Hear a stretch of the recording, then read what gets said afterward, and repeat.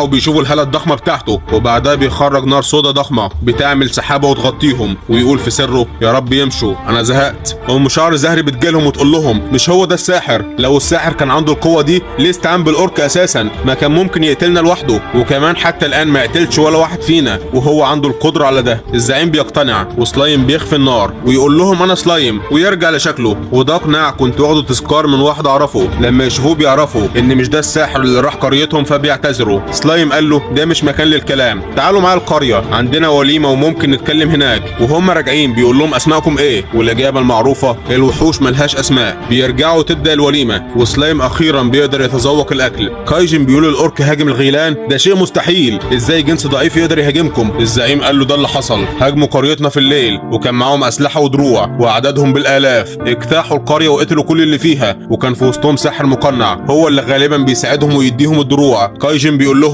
يبقى في احتمال ان الاورك تحالفوا مع سيد من اسياد الشياطين. سلايم بيقول له ايه خطتك يا عم الزعيم؟ والزعيم صامت ولا عارف هو هيعيش فين ولا هيعمل ايه. سلايم قال له تبقى خادم ليا انت واتباعك، ويا دوبك هديكم اكل وشرب ومكان تعيشوا فيه، لكني هساعدكم برضه في المواجهه ضد الاورك. والزعيم ما كانش قدامه خيار تاني غير انه يوافق. سلايم قال لهم انا بدي كل رجالتي اسامي، والبنت بتقول له متاكد يا عمي؟ قال لها ولا يهمك، ده انا سميت 300 وحش قبل كده، مفيش حاجه هتقف قدامي. سمى الستة وبعدها بثانيه فقد الوعي. بيصحى ويلاقي شكلهم اتغير وبقوا شبه البشر وتحولوا من غيلان لكيجن، ودول الرتبه الاعلى من الغيلان. الزعيم اسمه مارو، والعجوز اسمه هاكورو، والنينجا الاسود اسمه سوي. لكن هو ليه فقد الوعي اساسا؟ الصوت بيرد عليه فرق مقامات، الغيلان اقوى بكتير من الجوبلينز والذئاب، وتسميتها بتاخد من الجزيئات السحريه. وفي وسط الغابه وعند بحيره سيس كشافه عشيره السحالي بيشوفوا جيش الاورك بيتقدم ناحيتهم، بيروحوا يبلغوا الملك ويقولوا له في جيش مكون من 200,000 اورك وجايين البحيره. الملك ومساعدينه مندهشين،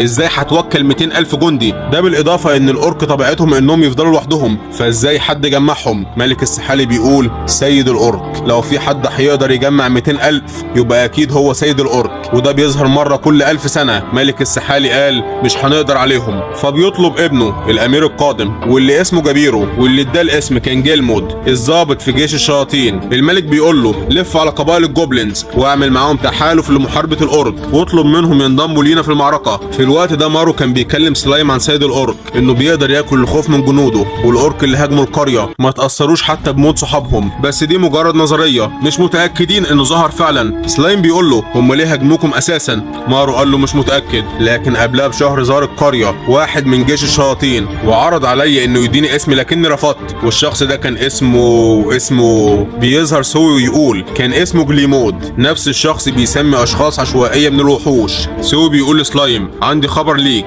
لاحظت افراد من عشيره السحالي بيزوروا قرى الجوبلين. في الوقت ده جابيرو كان بيلف مع رجالته على القبائل وقدر يتفق فعلا مع كتير منهم، ووصل العدد ل 7000 جوبلين. رجالته بيقولوا له هتبقى الملك امتى؟ قال لهم عندكم حق، ابويا كبر في السن وانا هكون الملك القادم، لكن مش دلوقتي. رجالته بيقولوا له القريه القادمه عليها كلام، في اشاعات بتقول ان الجوبلينز روضوا الذئاب وبقوا عايشين معاهم، وكمان قائد القريه هو سلايم. ريجورد بيبلغ سلايم ان السحالي وصلت وكان معاه مارو ورجالته. بيوصل السحالي في موكب عسكري ويتقدم في جابيرو ويقول لهم انا جيت عشان انقذكم، اشتغلوا تحت قيادتي وهحميكم من الاورك. بس ثانيه واحده، مش احنا في قريه جوبلين؟ هم فين الجوبلين؟ بعدها بيقوم يقول لهم انا سمعت ان فيكم واحد روض الذئاب، خليه يجي يقابلني. سلايم استدعى رانجا وخلاه يكلمه. جابيرو بيقول له باين عليك قوي، لكن للاسف تحت قياده حته سلايم حقير. بيظهر جوبتا، فرانجا بيشيله من قفاه ويحطه قدام جابيرو ويقول له ده احقر واحد عندنا وهيقدر يهزمك. وبتبدا المعركه، جوبتا بيحدف عليه الرمح لكن جابيرو بيتفاداه وبيبص قدامه ما يلاقيش جوبتا، اللي بيظهر من ظهره ويديله ضربه في الرقبه بتفقده الوعي، وبيفوز جوبتا بضربه واحده. السحالي بتاخد جابيرو وتقول لهم مش هننسى اللي حصل ده، وبيطلعوا يجروا. وما زال تقدم الاورك مستمر. سوي واللي عنده القدره على نسخ نفسه بيقدم تقرير انه شاف 200,000 اورك رايحين البحيره. مارو بيقول كده مفيش الا خيارين، يا اما سيد الاورك الاورك، يا اما سيد من اسياد الشياطين هو اللي جمع العدد ده. لكن بيظهر في وسط الاجتماع واحده من حوريات الغابه واسمها تريني، بتقول له جيت اطلب منك طلب، عاوزاك تهزم سيد الاورك. احنا بنعرف كل حاجه بتحصل في الغابه وسيد الاورك موجود، لكننا مش هنقدر عليه لوحدنا ومحتاجين مساعدتك. سلايم قال لها لازم في الاول اجمع معلومات، والكل بيقعد يتناقش. سوي قال لهم انا زرت قريتنا قريه الغيلان وما لقيتش ولا جثه للغيلان ولا حتى الاورك، فده هو الطريقه اللي بياكلوا بيها، بياكلوا جثث اعدائهم وحتى اصحابهم اللي ماتوا.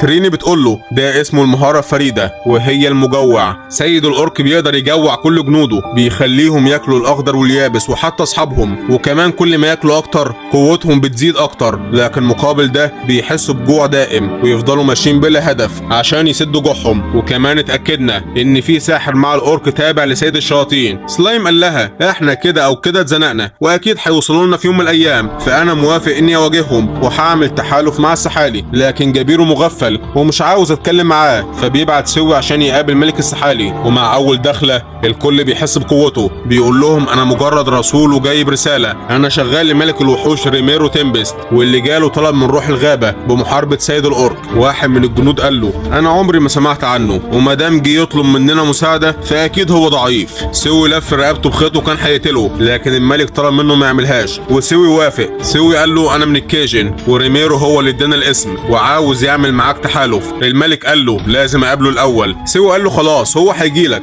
بس لحد ما يجي عاوزك ما تحاربش الاورك لوحدك لانهم اقوياء جدا. جابيرو بيصحى من بعد اللي حصل له من جوبتا، بيقول لهم انا اكتشفت شيء مهم جدا. جوبتا ده هو رئيس القبيله في السر، لان اكيد انا مش هخسر من شخص عادي. لكن بيقطع عليهم الكلام واحد ويقول له انا خادم جليمود وهو بيسلم عليك وبيقول لك جه الوقت عشان تكون ملك السحالي الجديد. انت بقوتك هتقدر تهزم الاورك افضل بكتير من والدك. ملك السحالي اجتمع مع الجيش وقال لهم هيجي لنا دعم كمان 7 ايام، ولازم في الوقت ده ندافع عن المستنقعات من مكاننا وما نخرجش نحارب الاورك. واستمر الوضع زي ما هو لمده 4 ايام، والسحالي قادره بالكاد انها تقتل الاورك اللي بيخش المستنقع. لكن جابيرو بيرجع ويقول له قدرت اجمع 7000 جوبلين. الملك قال له انا جالي تحالف وهستنى لحد ما يوصل. جابيرو قال له انت عجزت وكفايه لحد كده، وبيدخل جنوده ويقبضوا على الملك ورئيس الجيش اللي في نفس الوقت بنت الملك واخت جابيرو، ورجالته بيقولوا له تم السيطره على الجيش والقبض على اي واحد رفض انه ينفذ الاوامر، وبياخد رمح الدوامه اقوى رمح عند السحالي، والكل بيتبع جابيرو. بيخرج مع جيشه والجوبلينز ويقابل الاورك في وسط المستنقع، وبحركه السحالي السريعه بيقدر يخلص عليهم. لكن كل ما يقتلوا واحد الاورك بتتلم عليه وتاكله، وده رعب السحالي لانهم شايفين الاورك بياكلوا اصحابهم، وكمان لما خلصوا قوتهم بتزيد وبيقدروا يصدوا هجمات السحالي. سلايم كان في طريقه ومعاه 4 من الغيلان و5 من الجوبلينز، لكن بيجيله تقرير من سوي انه شاف رئيسة الجيش بتحارب الاورك وزنقينها ونازلين فيها ضرب. سلايم بيقول له ساعدها، وفي ثانيه واحده بيقتل كل الاورك. سلايم بيوصل ويعالجها، بتقول له ارجوك ساعد ابويا والسحالي، اخويا عامل انقلاب وهيقضي على العشيره كلها. سلايم قال لها مش فارقه، ما احنا كده كده جينا فهنحارب، مش انت برضه بنت الملك؟ انا معترف بيكي كممثله للسحالي. وبيتم بينهم التحالف. جابيرو والجيش بعد ما شافوا الاورك بياكلوا اصحابهم الرعب دب في قلوبهم وقرروا ينسحبوا، لكن الاورك حوطوهم من كل مكان. بيخرج من وسط الاورك واحد ضخم. جابيرو بيشوف مدى القوه اللي عنده وبيقول له اكيد انت سيد الاورك. لا والله انا مجرد قائد حقير وبس، واحنا مش محتاجين سيد الاورك عشان نحاربك. وفي الوقت ده جلمود والمساعد بتاعه بيراقبوا اللي بيحصل في الغابه. بتظهر جنبهم روح الغابه تريني، بتقول لهم مش هتنفذوا خطتكم في الغابه بتاعتي، وبتقطع دراع المساعد. المساعد قال ايه اللي جابنا هنا، وضرب قنبله غاز وهربوا هما الاثنين. جابيرو بيحارب القائد ومفيش اي منافسه، بيحاول يصد هجماته بس، لكنه بيسمع تشجيع السحالي من وراه ويخرج كل اللي عنده يهاجم القائد، لكن القائد بيصده ويرميه على الارض. القائد بيقف عند راسه ويقول له افضل حاجه للسحالي هي الزحف على الارض،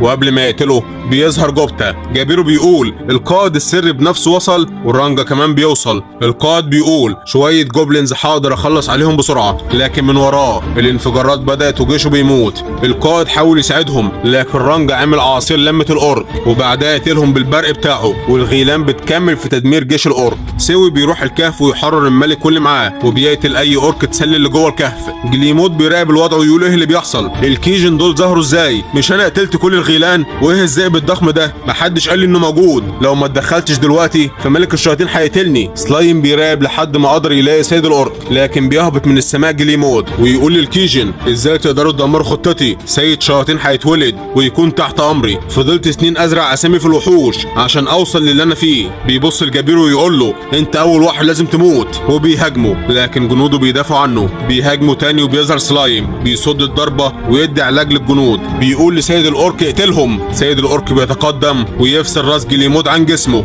ويبدا ياكل جثته، وبدا يتطور لسيد من اسياد الشياطين ويكون اسمه الاورك الكارثه. الكيجن بيهاجموه والعجوز بيقطع راسه، لكن الاورك بيمسك راسه بايده وبعدها بيوصلها في جسمه من تاني. بيحوطوه بشبك وبعدها بيحرقوه، بتحصل له اضرار لكنه بيمسك الاورك اللي جنبه وياكله ويعالج كل جروحه. سلايم قال لهم ارجعوا انتوا وسيبهولي. بيمسك سيف ويستخدم النار السوداء ويقطع ايد الاورك، والنار مسكت فيه. بيضطر يقطع دراعه وبعدها بتنمو دراع جديده. الاورك بيهاجموا من ورا وقدام. سلايم بيصدهم لكنه بيمسكه. سلايم قال له وقعت في الفخ، وبيرسم دايره النار اللي وقع فيها قبل كده مع افريت. بس كالعاده الوحش عنده مقاومه الحراره. الوحش بيقول له انا هاكلك دلوقتي. سلايم قال له ممتاز، شوف مين هياكل التاني الاول. ويتحول لسلايم ويبدا ياكل فيه. الوحش بيحاول يفلت لكن سلايم بيقدر يحوطه وياكله، وساعتها بيعرف ذكرياته لما كان عايش مع اطفاله في ارض قاحله، واطفاله كانوا بيموتوا من الجوع لدرجه انه بيقطع ايده عشان يوكلهم. بيقول لمراته انا هروح الغابه وادور هناك على اكل، لو فضلت هنا هنموت كلنا. بيبدا في رحلته لكنه في وسطها بيفقد الوعي من الارهاق. بيلاقي قدامه جليمود اللي بيديه اسمه وبيديه اكل، ومن ساعتها بيكون سيد الاورك. سلايم بيشوف الاورك في اخر لحظاته وهو بيقول انا كنت عارف ان جليمود بيستخدمني الخطه في دماغه، لكن ما كانش قدامي حل، فبدات اكل واكل عشان اسد جوعي. ما ينفعش اخسر، لو خسرت شعبي هيموت. سلايم قال له للاسف انت خسرت، لكني هشيل خطايا شعبك ومحدش هيلمسهم وهيكونوا في حمايتي. وبيقدر اخيرا ياكله، ومعاه تاثير قدره المجوع بتروح، وبيخسر جيش الاورك. سلايم بيقول للكيجن خلاص انتوا نفذتوا انتقامكم، هتعملوا ايه بعد كده؟ مارو قال له احنا هنكمل معاك، احنا محظوظين اننا قابلنا واحد زيك. وبعد الحرب ممثل من كل طائفه بيقعد، وسلايم بيكون هو رئيس الاجتماع، ولازم نحاكم الاورك على جريمتهم. سلايم قال لهم انا وعدت سيد الاورك اني اشيل جرايمهم، وما كانش ذنبهم اساسا لانهم كانوا تحت تاثير المجوع، ولو اي حد فيكم كان هيعمل نفس الموضوع. ومارو بيقول القاعده عند الوحوش هي البقاء للاصلح، فعلى حسب القاعده الاورك ما عملوش حاجه غلط.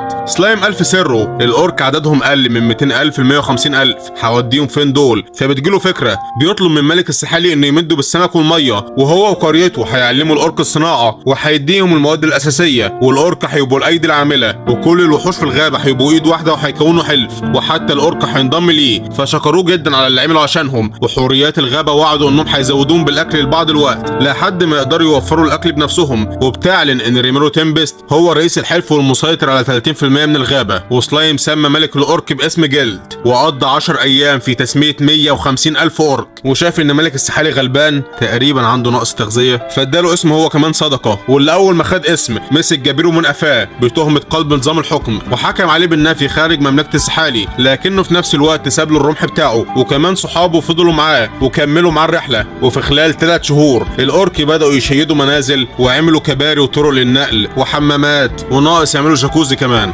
بس بيظهر مكسر الفرح وهادم الملذات سوي بيبلغ سلايم ان جيش مملكه الاقزام في طريقه لهنا، اللي وصلوا تقرير ان سلايم هزم سيد الاورك وضم ليه 150,000 جندي زياده، وعمل مملكه لازقه في المملكه بتاعتهم وممكن في اي وقت تهاجمه. فراح يشوف مين هو سلايم اساسا، واول ما وصل للملك بيقول له انا جاي اعرف حقيقتك عن طريق السيف. وبتظهر تريني زي الخازوق عشان تحكم بينهم، مش عارف ايه اللي جابها. سلايم بيصد كل الضربات، وحتى الضربه الاخيره بيقدر يصدها وبيفوز في المعركه. الملك بيقول له انت عرفت الحركه دي منين؟ قال له معلمي كان بيستخدمها. الملك قال له معلمك هو ممكن يكون وبيظهر العجوز اللي هو نفسه كان بيدرب الملك لما كان صغير، وساعتها بيعرف ان سلايم شخص كويس، وعشان كده بيطلب منه يعملوا تحالف بين الدولتين. الملك هيستفيد بالموارد، وسلايم هيستفيد ان تم الاعتراف بدولته، وممكن يكون علاقات مع باقي الدول. وسلايم بيوافق ان يكون التحالف، والملك بيرجع، وبعدها بيوم بيجي تاني ويرمي له فيستا ويقول له بدل ما هو مرمي وملهوش ولا شغل ولا مشغله، شغله عندك واكيد هيفيدك.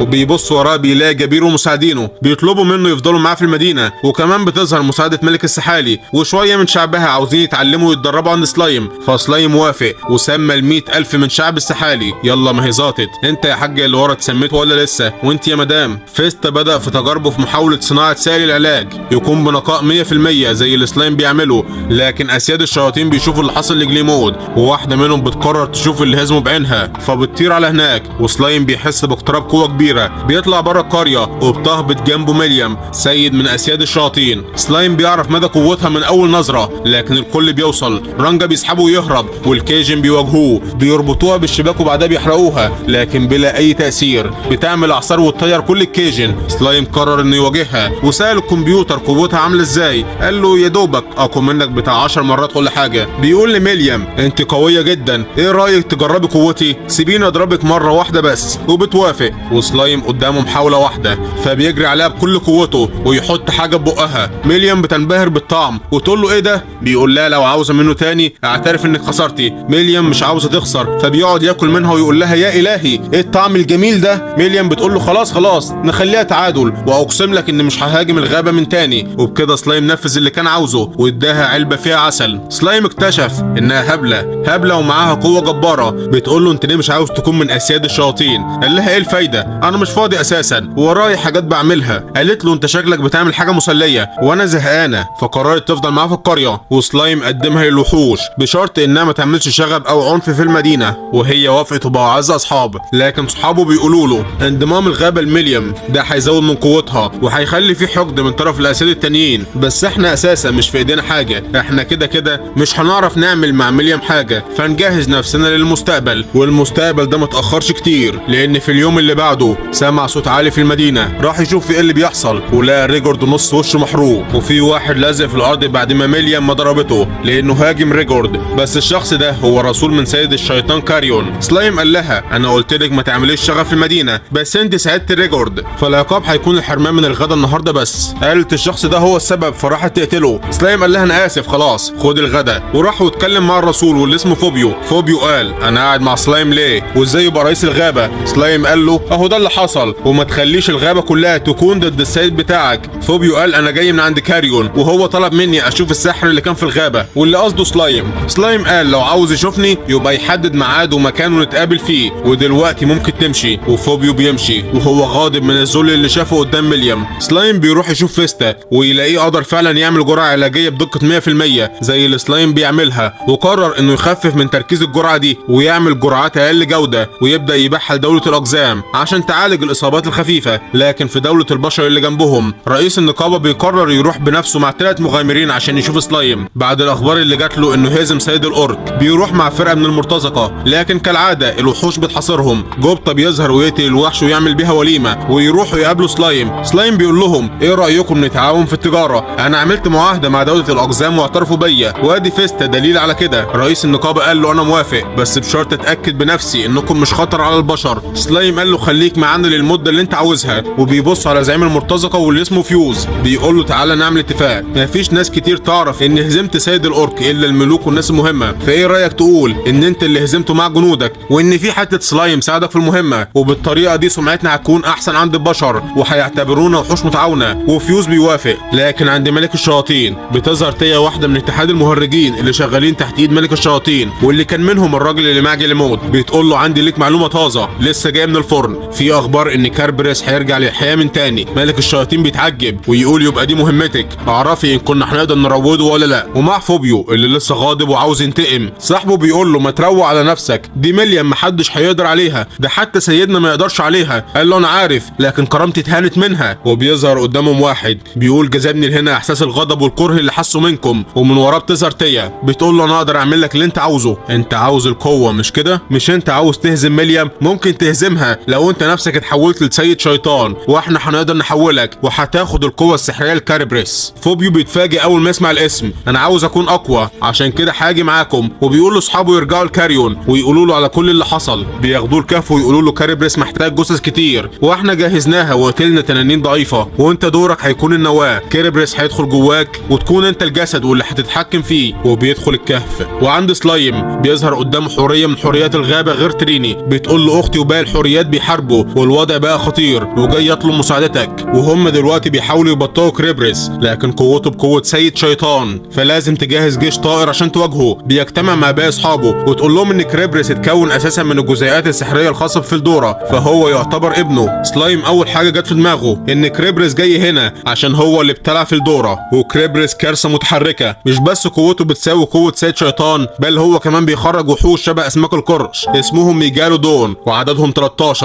وكل دول جايين لك هنا. افرح يا عم. ميليام قلعت الجاكيت وقالت انا مستعده، لكن صحاب سلايم قالوا لها مالكيش دعوه بالموضوع، هو جاي لدولتنا عشان يحاربنا، فده شيء بره اختصاصك. سلايم قال لها عندهم حق، لما احتاجك هقولك. وعشان يتجهز بيطلب الدعم من ملك دولة الأقزام لمحاربة كريبرس. وسلايم بيستنى الوحش ومعاه الكيجن ومجموعة من الجوبلينز وشوية من السحالي والجنود الكبار من الأورك مع التعزيزات من الملك جازيل ملك الأقزام. مارو بيقدر بضربة واحدة يحرق واحد من الميجالودون والجيش كله بيهاجم البقية، لكن كريبرس عنده قدرة بتضعف السحر اللي بيقرب منه، عشان كده المواجهة لازم تكون جسدية أو من خلال هجوم سحر ضخم، واللي هو مش معاهم. ميليام كانت قاعدة جنبهم بتتفرج